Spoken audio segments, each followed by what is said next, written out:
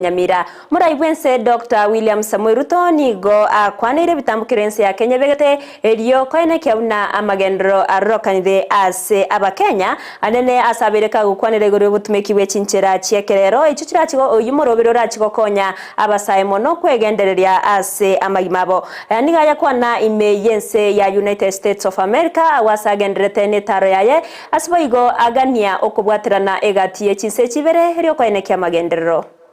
The government of Kenya has taken deliberate action to prioritize digital transformation. We have already profiled 5,000 government services to be digitized in the next 6 months.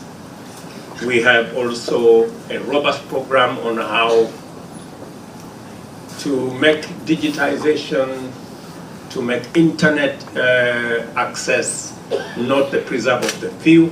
And Kenya is going to extend, we're going to extend our fiber optic footprint another 100,000 kilometers around Kenya so that we can bring many people to the reality of using the internet and getting into the digital space. I can say confidently that we're expanding the universal access to broadband, embarking on the digitization of public services, supporting our robust startup ecosystem,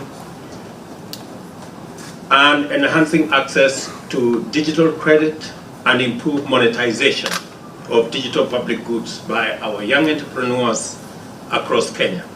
My task today here is to express and signal our commitment to lead the world in this new dispensation and to reiterate that Kenya is open for partnership and business. I invite US tech firms to pursue the emerging investment prospects in the Silicon Suburb in Konza. There are many lessons we can all draw from Silicon Valley and the Research Triangle, which will make Konza City a success story.